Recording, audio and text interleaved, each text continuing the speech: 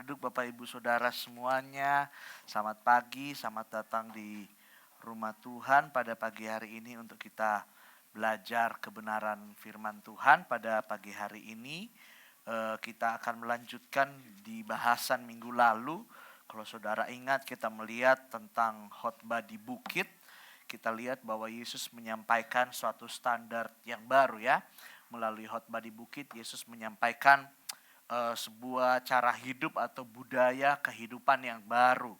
Kalau kita orang-orang percaya hari-hari ini, kita diapit oleh oleh hal-hal di sekitar kita, budaya-budaya sekuler yang mungkin ada di HP kita, yang mungkin mengancam anak-anak kita, atau bahkan kita diapit oleh budaya agamawi. Kita sekedar jadi orang Kristen, tetapi kemudian kita melihat orang-orang di sekitar kita, mereka tidak hidup seperti yang Kristus suruh ya.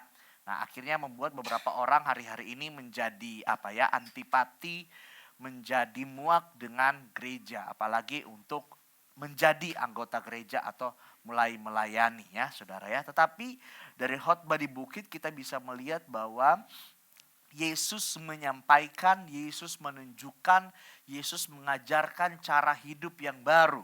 Bukan cara hidup dunia, bukan cara hidup agama tertentu, tetapi cara hidup para pengikut-pengikut Kristus. Nah, mari kita akan baca pada bagian ini dalam Matius 5 ayat yang ketiga ya, Saudara ya. Matius 5 ayat yang ketiga kita akan baca. Hari ini saya berikan judul khotbah, bahagianya menjadi miskin. Bahagianya menjadi miskin. Nanti kita lihat, Pak, kok bahagia Pak jadi miskin? Nanti kita lihat ya.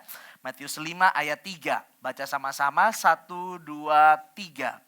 Berbahagialah orang yang miskin di hadapan Allah, karena merekalah yang empunya kerajaan sorga. Sungguh menarik apa yang Yesus ajarkan, bahwa Yesus menyuruh kita untuk berbahagia bila kita menjadi miskin, katanya ya. Bila kita menjadi miskin, apa sebenarnya arti dari ayat ini, Pak? Apakah orang Kristen disuruh hidup susah? Apakah orang Kristen disuruh hidup sengsara, begitu ya? Disuruh hidup gak usah kerja, pokoknya jadi orang miskin aja. Apa begitu, Pak, yang Yesus maksud? Nah, mari saudara lihat, kita akan lihat beberapa bagian di sini ya. Saya akan bagi kata pertama tentang berbahagia. Kata yang kedua, orang yang miskin di hadapan Allah. Dan kata yang ketiga, merekalah yang empunya kerajaan sorga. Ya saudara ya, saudara bisa lihat bagian-bagian ini. Kita lihat tentang berbahagia. Dalam bahasa asli, berbahagia ini dipakai kata yang sama, berbahagia disebut sebagai bersenang hati. Bahkan dikatakan sebagai bersukacita. Salah seorang penulis buku dia katakan bahwa khotbah di bukit ini, kata berbahagia ini menunjuk tentang teori dari Yesus tentang kenikmatan hidup yang sejati. Jadi kalau pengen bicara soal kenikmatan hidup, ternyata bukan bicara pakaian yang bagus, tempat tinggal yang nyaman, bukan bicara fasilitas yang mewah, tetapi ternyata ini, hidup menjadi miskin di hadapan Tuhan. Itu sesungguhnya nikmat hidup yang sejati. Nikmat hidup yang kita tidak dapat dustakan, katanya ya, saudara. Nah, untuk mengalami nikmat hidup ternyata bukan uang, bukan tahta, bukan cinta dan sebagainya yang membawa kita menikmati hidup yang sejati. Tetapi ternyata dengan bersikap atau menjadi miskin di hadapan Allah. Nah, saudara lihat kata berbahagia di sini bukan bicara soal perasaan gitu ya, saudara ya. Bukan bicara soal perasaan, saya jadi merasa miskin aja gitu ya. Tetapi saudara perhatikan, ini sebenarnya adalah pendapat Tuhan tentang orang-orang yang alami keadaan-keadaan ini. Jadi ketika seseorang mengalami keadaan dia menjadi miskin di hadapan Allah, sesungguhnya bagi Tuhan orang-orang yang begini adalah orang-orang yang paling bersukacita harusnya. Orang-orang yang harusnya paling berbahagia. Bahkan kalau dikatakan dalam bagian lain bahwa menjadi miskin di hadapan Allah, berbahagia orang yang menjadi miskin. Ini bicara soal kehidupan yang luar biasa yang dialami oleh mereka yang hidup di bawah pemerintahan Tuhan. Mereka yang hidup di bawah kehendak Tuhan. Maka saya dan saudara akan mengalami, menikmati hidup yang luar biasa. Bahkan saudara, saya tulis pada bagian lain bahwa bahagia yang dimaksud di sini, berbahagialah, artinya inilah kebahagiaan yang ilahi yang hanya dinikmati oleh para pengikut yang mengikut Yesus dengan sungguh-sungguh. Hari ini banyak orang kaya tapi tidak menikmati hidup. Mereka pikir harta, kekayaan, jabatan, cinta dan sebagainya itu membawa kepuasan hidup. Itu pikiran kita, betul tidak? Kita pikir kalau tidur di atas tempat tidur itu semua jadi duit, itu paling bahagia. Itu paling nikmat. Kalau kita pikir kita bisa beli ini dan itu, kita pikir itu yang paling bahagia. Kita pikir ternyata kalau suami istri cantik, ganteng, dengar-dengaran dan sebagainya, kita pikir itu yang paling bahagia. Tetapi ternyata pada bagian ini kita melihat yang paling bahagia justru adalah orang-orang yang menjadi miskin di hadapan Allah. Bapak Ibu, apa yang kita pikir kriteria bahagia kita hari-hari ini? Apakah kita tumbuhkan pada harta kekayaan, gaji 2 digit, gaji 3 digit? Apakah kita tumpukan pada kepemilikan harta benda? Apakah kita tumpukan pada pendidikan anak-anak yang luar biasa? Apakah kita tumpukan pada tabungan kita? Apakah kita tumpukan pada hal-hal yang kita anggap sebagai sumber kebahagiaan? Tetapi ternyata di mata Tuhan kebahagiaan tidak berasal dari hal-hal yang seperti ini. Justru apa? Salah satunya menjadi miskin di hadapan Allah. Itulah sumber kebahagiaan. Nanti kalau saudara lihat nanti ada 8 sumber kebahagiaan. Hari ini kita bahas soal miskin di hadapan Allah. Saudara perhatikan selanjutnya. Apa arti menjadi orang yang miskin di hadapan Allah? Kalau bahasa Indonesia dipakai miskin di hadapan Allah. Tapi kalau dalam bahasa Inggris dikatakan orang yang miskin dalam roh. Wah Pak, miskin dalam roh itu seperti apa? Nah, orang-orang seperti apa yang dikategorikan miskin dalam roh Bapak Ibu Saudara? Nah, kita lihat dalam Sefanya 3 ayat 12. Mari buka Alkitab Saudara. Sefanya 3 ayat 12, apa yang dikatakan? Ini salah satu kategori orang-orang miskin dalam roh. Nah, orang-orang seperti ini yang Tuhan cari. Orang-orang seperti ini yang Tuhan katakan ada sumber kebahagiaan. Sefanya 3 ayat 12. Sefanya 3 ayat 12. Baca sama-sama saudara. 1, 2, 3. Di antaramu akan kubiarkan hidup suatu umat yang rendah hati dan lemah. Dan mereka akan mencari perlindungan pada nama Tuhan. Nah, menarik saudara, pada waktu itu, ketika firman Tuhan ini ditulis, Tuhan dengan sengaja membiarkan atau membangun suatu umat yang apa? Rendah hati dan apa? Lemah. Perhatikan, bukannya kalau Tuhan bangun suatu umat dengan umat yang kuat gitu ya, umat yang benar-benar dapat saudara ya, dapat hidup sesuai kehendak Tuhan dan sebagainya. Tetapi dikatakan akan kubiarkan hidup suatu umat yang rendah hati dan lemah.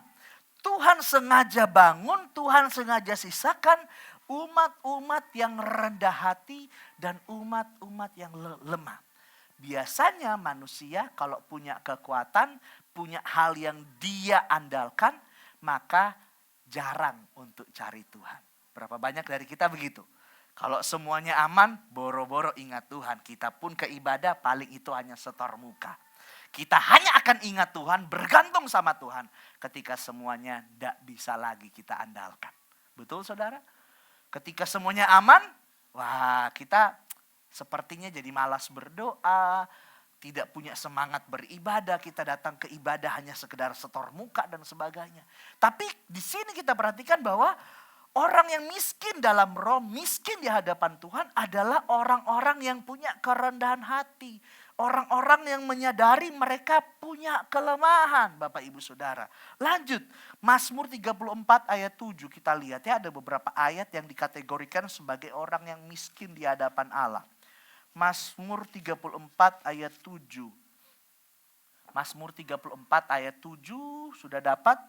Mari kita baca sama-sama, 1, 2, 3. Orang yang tertindas ini berseru, dan Tuhan mendengar ia menyelamatkan dia dari segala kesesakannya. Nah, kategori orang yang miskin di hadapan Allah adalah orang yang kemudian berseru, orang yang berteriak kepada Tuhan di dalam kesesakan, di dalam penindasan yang dia alami. Hari ini banyak orang tertindas, banyak orang mengalami pergumulan, tapi berapa banyak bisa membuka mulutnya, bisa membuka hatinya, mengakui di hadapan Tuhan bahwa dia butuh Tuhan. Kita seringkali sebagai manusia kalau ada pergumulan, ada masalah, kita coba dulu cara kita tanpa tanya Tuhan. Kalau semuanya sudah terpojok, baru kita panggil Tuhan. Tetapi Bapak Ibu Saudara, kita lihat di sini, walaupun pemazmur menghadapi keadaan yang seperti itu. Saudara ingat Daud, siapa Daud? Raja yang paling dihormati sepanjang sejarah Israel. Raja yang menghadapi peperangan yang paling banyak di antara kerajaan-kerajaan atau di Israel pada waktu itu. Penulis Mazmur yang luar biasa. Bahkan dikatakan dalam Kisah Para Rasul, Tuhan menyebut Daud sebagai orang yang diperkenan oleh Tuhan. Tetapi bahkan dengan segala kelebihan itu, pemazmur di hadapan Tuhan ketika mengalami pergumulan, ketika mengalami kesesakan, dia mau mengakui kemiskinannya di hadapan Tuhan. Dia punya semuanya, tetapi untuk menghadapi ini, dia bilang, Tuhan, aku tidak punya apa-apa. Aku cuma punya Tuhan. Itu adalah kategori orang yang miskin di hadapan Allah. Mari lihat lagi. Yesaya 41 ayat 17-18. Yesaya 41, saya akan ajak saudara untuk lihat banyak ayat ya. Yesaya 41 ayat 17-18. Ayat 17-18. Sudah dapat? Sudah? Oke ya. Kita baca 1, 2, 3. Orang-orang sengsara dan orang-orang miskin sedang mencari air, tetapi tidak ada. Lidah mereka sering kehausan, tetapi aku Tuhan akan menjawab mereka. Dan sebagai Allah orang Israel, aku tidak akan meninggalkan mereka. Aku akan membuat sungai-sungai memancar di atas bukit-bukit yang gundul dan membuat mata-mata air membual di tengah dataran. Aku akan membuat padang gurun menjadi telaga dan memancarkan air dari tanah kering. Tuhan menyatakan pertolongan hanya kepada orang-orang yang mengakui kesengsaraan mereka. Hanya kepada orang-orang yang mengakui kemiskinan mereka, Bapak Ibu Saudara. Bahkan kalau kita mundur sedikit ketika orang Israel keluar dari tanah Mesir, sebelum Tuhan memanggil Musa dikatakan bahwa apa? Orang Israel mereka diperbudak di Mesir. Tetapi suatu ketika mereka berseru memanggil nama Tuhan. Dan seketika itu juga Tuhan kemudian membangkitkan Musa dan mengirim Musa kepada mereka. Jadi kita lihat saat kita masih kemudian menumpukan kekuatan kita kepada hal-hal yang ada di sekitar kita. Sukar datang pertolongan. Sekalipun mungkin secara logika kita bisa ukur bisa. Tetapi saudara lihat, hanya orang-orang yang mengakui kemiskinannya di hadapan Tuhan. Orang-orang yang miskin kira-kira gimana saudara? Tidak akan sungkan minta uluran tangan orang lain Bapak Ibu Saudara. Demikian dengan sikap kita kepada Tuhan. Hari ini barangkali tidak terjadi jalan keluar dalam hidupmu. Karena apa? Tanpa sadar kita sombong. Kita masih mengandalkan tumpuan-tumpuan duniawi kita. Kita tidak mengakui di hadapan Tuhan. Tuhan, memang aku punya hal A, hal B, hal C dan sampai Z. Tapi aku tahu tumpuan-tumpuan duniawi ini tidak mampu menolong aku dalam situasi aku. Aku percaya hanya Tuhan yang mampu. Saya percaya di tahap-tahap yang seperti itu, Tuhan tidak bisa tahan hatinya. Tuhan tidak bisa tahan tangannya untuk ulurkan. Tolong Bapak Ibu Saudara semuanya. Cukup miskinkah kita di hadapan Tuhan hari ini? Atau kita udah hadapi masalah, udah babak belur, udah diizinkan Tuhan alami ini, alami itu. Tapi kita masih dengan sombong, kita berpikir, bisa kok dengan kekuatanku. Bisa kok dengan kemampuanku. Tapi saudara lihat, Tuhan hanya akan menyatakan pertolongan kepada mereka yang sadar dan butuh pertolongan Tuhan. Selama kita tidak pernah sadar kita butuh Tuhan, sekalipun kita sadar kita butuh pertolongan, maka tidak akan terjadi pertolongan di sana. Tidak akan ada jalan keluar di sana. Bahkan ayat satu lagi ya, Yesaya 57 ayat 15. Kita maju sedikit. Yesaya 57 ayat 15, saudara. Yesaya 57 ayat 15. Oke ya, sudah dapat? Yesaya 57 ayat 15. Oke, 1, 2, 3. Sebab beginilah firman yang maha tinggi dan yang maha mulia, yang bersemayam untuk selamanya dan yang maha kudus namanya. Aku bersemayam di tempat tinggi dan di tempat kudus, tetapi juga bersama-sama orang yang remuk dan rendah hati, untuk menghidupkan semangat orang-orang yang rendah hati, dan untuk menghidupkan hati orang-orang yang remuk. Saudara lihat, sekalipun Tuhan ada di tempat tinggi, di tempat yang kudus di sorga, tetapi Dia juga bersemayam, Dia hadir di dalam hati, di dalam kehidupan orang-orang yang remuk, orang-orang yang rendah hati. Amin Bapak Ibu Saudara. Amin.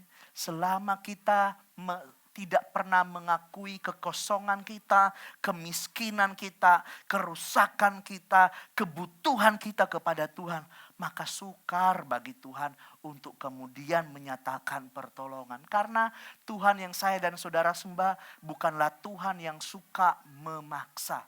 Selama tidak ada tempat di hati saudara bagi Dia, maka Tuhan tidak bisa intervensi kehidupan Bapak Ibu Saudara. Saya tidak tahu ada pergumulan apa yang hari ini saudara doakan bertahun-tahun. Saudara doakan berbulan-bulan. Tidak gol, tidak tembus-tembus, tidak ada jalan keluar. Pertanyaannya, cukup miskinkah kita di hadapan Tuhan hari-hari ini? Amin Bapak Ibu Saudara. Cukup miskinkah kita di hadapan Tuhan? Nah saudara lihat, jadi dari beberapa ayat ini kita dapat simpulkan begini. Miskin di hadapan Allah adalah orang yang secara sadar mereka mengakui kekurangan diri. Mereka mengakui kelemahan diri. Mereka mengakui walaupun mereka punya tumpuan keduniawian, tetapi mereka tetap percaya, mereka sadar mereka tidak punya apapun untuk menjalani kehidupan tanpa uluran tangan Tuhan. Amin saudara. Amin. Bukan berarti menjadi kaya, punya ini itu, punya impian, memiliki ini dan itu bukan berarti salah saudara ya. Saya nggak bilang wah orang Kristen nggak boleh hidup mewah. Orang Kristen nggak boleh punya banyak uang. Boleh, silakan. Tapi jangan sampai kepemilikan saudara terhadap harta-harta duniawi memalingkan hati saudara daripada Tuhan. Karena kenyataannya bertambah banyak harta seseorang, maka apa? Hatinya akan terikat ke situ. Siapapun Bapak Ibu Saudara. Tapi hari ini kita belajar ya. Bukan berarti salah untuk menjadi kaya. Saya tulis begini. Yang salah adalah begini. Bila kita kaya secara jasmani dan kemudian tidak merasa miskin secara rohani. Nah itu salah, itu salah. Itu keliru Bapak Ibu Saudara. Itu keliru. Bahkan apalagi yang salah juga begini. Bila kita juga miskin kekurangan secara jasmani, tapi kita tidak ngerasa miskin juga secara rohani. Lah itu juga salah. Kita pikirkan hanya orang-orang kaya aja yang sombong. Ada juga orang miskin sombong. Udah miskin, udah sederhana kehidupannya, tapi berulang kali ditegur Tuhan, diajak ibadah, tidak mau mengeraskan diri. Saya masih kuat, saya masih bisa. Tidak perlu Tuhan. Udah dari dulu begini, saya buktinya bisa gitu kan. Salah juga. Kita kan berpikir gitu ya, orang kaya pasti sombong. Tapi ada juga orang sederhana, tapi sombong juga. Tidak mau mengakui bahwa dia butuh Tuhan. Bapak Ibu Saudara. Kita ada di mana? Jangan kedua-duanya. Tidak boleh. Kalau boleh kaya secara jasmani tapi juga merasa miskin secara rohani. Oke, bagus sekali Bapak Ibu Saudara. Yang benar adalah apa? Bila kita kaya secara jasmani. Dan tetapi apa? Kita juga masih merasa miskin secara rohani. Oh, Tuhan berkati luar biasa orang-orang seperti ini. Yang benar juga apa? Barangkali hari ini kita masih kekurangan secara jasmani dalam tanda kutip. Tapi kita juga apa? Punya sikap, Tuhan, aku merasa miskin di hadapan Engkau. Wah, Tuhan berkati orang-orang seperti ini. Amin, saudara. Amin.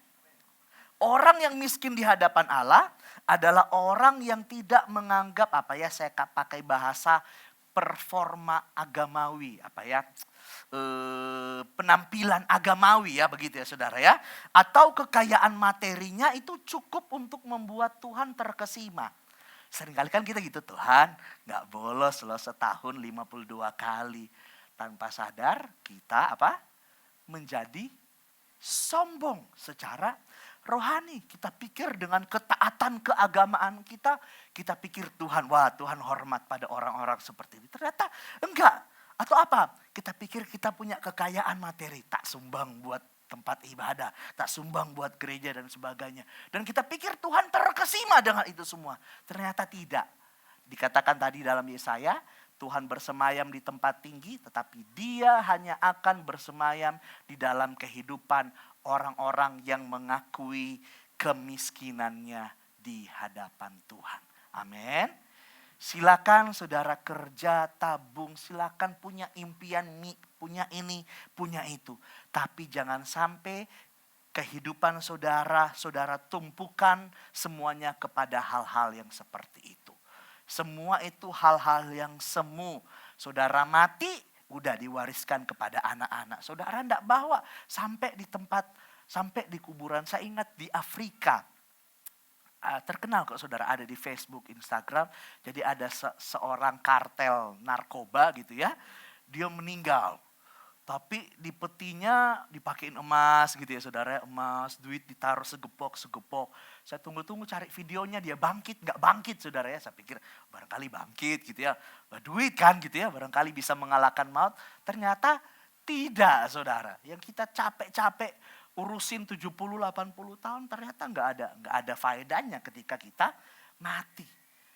Silakan punya ini, punya itu, punya impian untuk memiliki ini, memiliki itu. Tetapi jangan tumpukan semua kehidupan saudara kepada hal-hal seperti itu.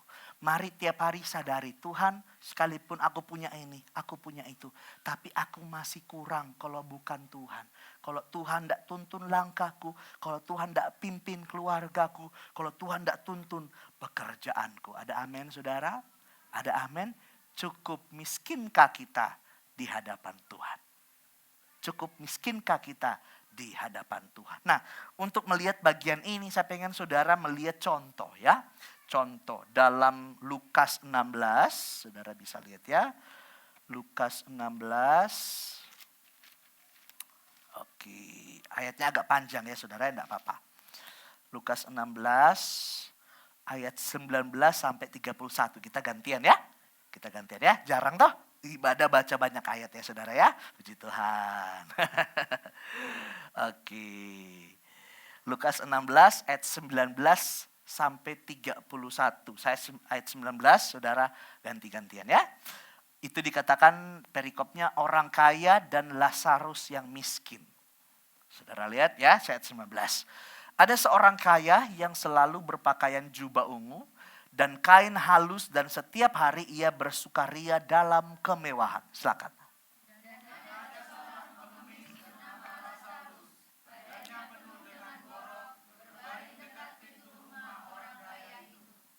Dan ingin menghilangkan laparnya dengan apa yang jatuh dari meja orang kaya itu. Malahan anjing-anjing datang dan menjilat boroknya.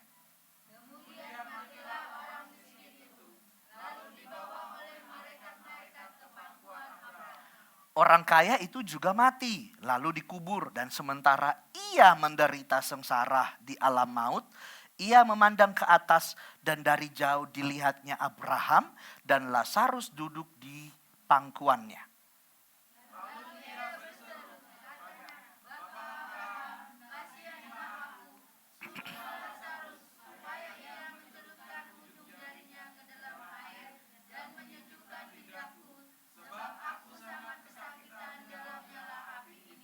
Tetapi Abraham berkata, "Anak, ingatlah bahwa engkau telah menerima segala yang baik sewaktu hidupmu, sedangkan Lazarus segala yang buruk. Sekarang ia mendapat hiburan dan engkau sangat menderita."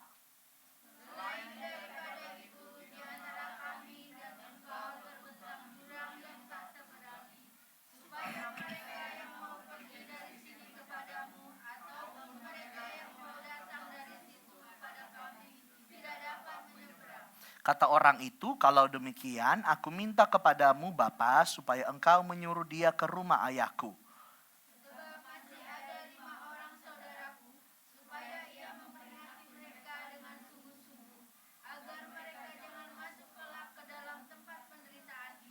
Tetapi kata Abraham, ada pada mereka kesaksian Musa dan para nabi. Baiklah mereka mendengarkan kesaksian itu."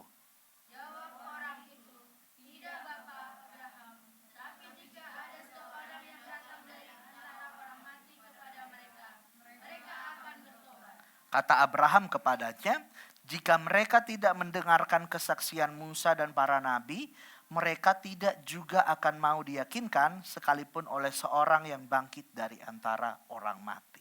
Nah, saudara perhatikan di kisah ini kita melihat ada dua golongan ya, ada dua tipe orang. Yang pertama Lazarus dan orang kaya.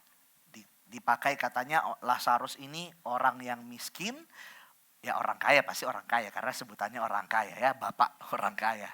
Nah, pada suatu waktu kedua-duanya sama-sama meninggal. Nah, tidak dikisahkan bahwa Lazarus ini pengikut Yesus dan sebagainya. Tetapi kalau saudara lihat di sini dikatakan bahwa ketika meninggal Lazarus ini ada di pangkuan Abraham. Sedangkan orang kaya ini ada di alam maut, sedang menderita. Jadi saudara lihat, ternyata di satu sisi penderitaan, kesusahan secara jasmani, kemiskinan, kekurangan secara jasmani, itu ternyata senjata yang ampuh untuk membuat seseorang bisa berpaling kepada Tuhan. Tetapi sebaliknya, orang kaya, kekayaan itu sebenarnya adalah cara yang paling ampuh juga untuk menjauhkan seseorang dari Tuhan. Nah, tentu saudara pasti punya pengalaman itu ya. Saat semuanya kurang, wah doanya tambah top chair pasti ya. Doa yang biasanya tidak nangis, nangis pasti ya. Tapi ketika semuanya aman, semuanya berjalan dengan baik, mau doa gimana pun tetap kerasa, di rumah masih ada kok. Cukuplah sebulan, 2 bulan, anak bisa ke sini. Jadi gampang kan? Gampang untuk menghindar dari Tuhan. Tapi saat miskin, kekurangan, kayaknya gampang sekali gitu ya. Baru intro lagu aja awal ibadah udah nangis pasti gitu ya. Karena lagi apa? Susah. Lagi menderita gitu ya. Jadi kita bisa lihat ini pun terjadi dalam kehidupan Lazarus, orang miskin dan orang kaya. Tapi saudara lihat apa yang mereka alami di sini kemudian pada akhirnya kemudian membuat suatu perbedaan yang luar biasa. Kalau si orang kaya ini tahu di akhir nanti kalau dia akan alami penderitaan, mungkin orang kaya ini akan minta, "Yuk tukar tempat aja, saya jadi Lazarus." Lazarus jadi orang kaya. Makanya kan kemudian saudara lihat ketika dia sedang menderita di alam maut, dia ngomong kan kepada Lazarus, kepada Abraham katanya, supaya tolong kasih tahu anak-anakku, saudara-saudaraku yang masih hidup. Supaya mereka tidak alami seperti saya gitu ya saudara. Nah saudara bisa lihat di sini ternyata saudara menjadi kaya, menjadi miskin sebenarnya itu bukan masalah. Bukan masalah.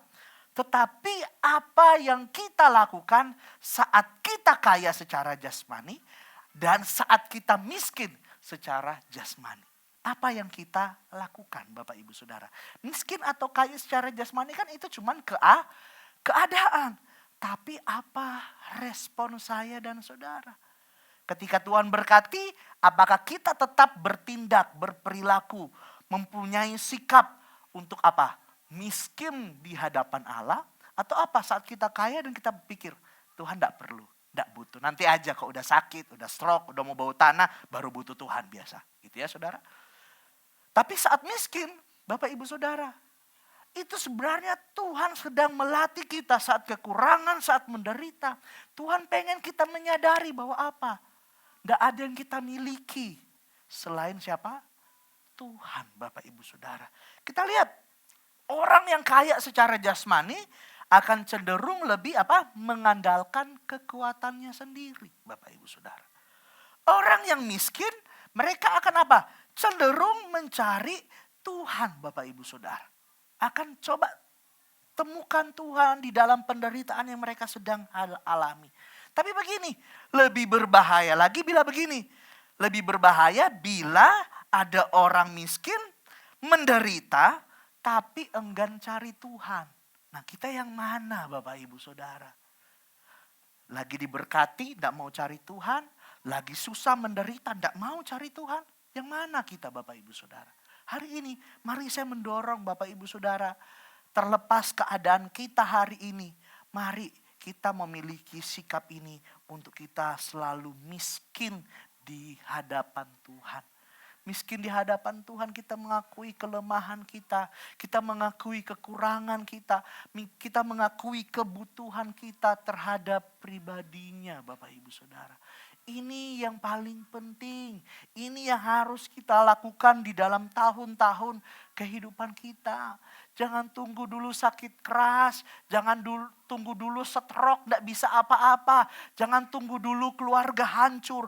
Jangan tunggu dulu Tuhan tegur pekerjaan saudara. Jangan tunggu dulu Tuhan tutup sumber-sumber keuanganmu. Baru saudara merasa, aku butuh Tuhan. Tapi mari hari ini ketika semuanya masih baik. Mari tetap punya kerendahan hati di hadapan Tuhan.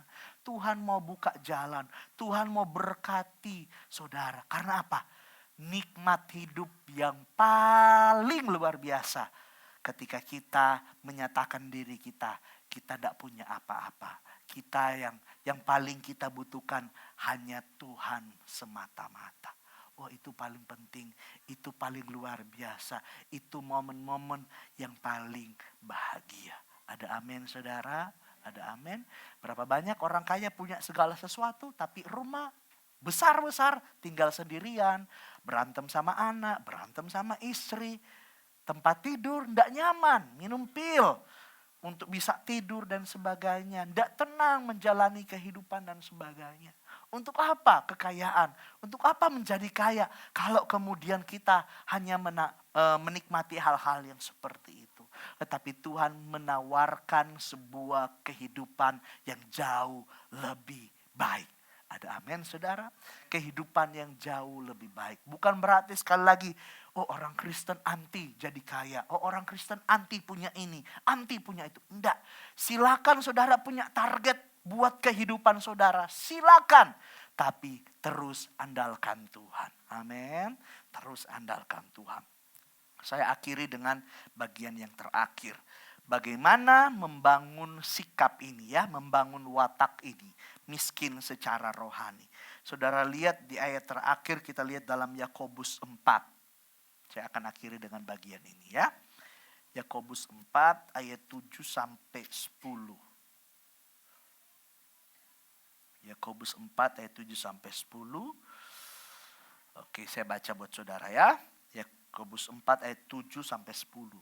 Karena itu, tunduklah kepada Allah dan lawanlah iblis, maka ia akan lari daripadamu. Mendekatlah kepada Allah dan ia akan mendekat kepadamu. Tahirkanlah tanganmu, hai kamu orang-orang berdosa, dan sucikanlah hatimu, hai kamu yang mendua hati. Sadarilah kemalanganmu, berduka cita dan merataplah. Hendaklah tertawamu kamu ganti dengan ratap, dan sukacitamu dengan duka cita. Rendahkanlah dirimu di hadapan Tuhan, dan ia akan meninggikan kamu. Kunci berkat ketika kita hidup dengan kerendahan hati. Kunci berkat adalah ketika kita mendekat kepada Tuhan. Kunci kebahagiaan ketika kita tunduk di hadapan Tuhan. Kunci kebahagiaan bila kita menyadari segala kelemahan kita. Bila kita menyadari segala hal-hal yang mungkin kita alami hari-hari ini, Bapak Ibu Saudara ya. Tidak apa-apa, oke. Bapak Ibu Saudara, mari kita lihat di sini. Prinsip sorgawi, saudara ingat?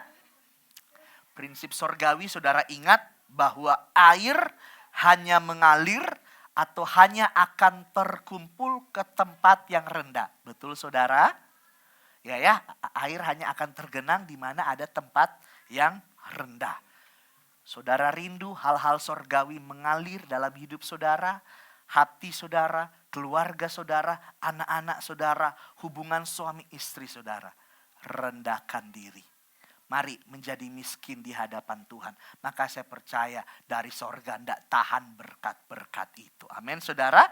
Nah di bagian terakhir dikatakan mereka yang miskin di hadapan Allah, merekalah yang empunya kerajaan sorga.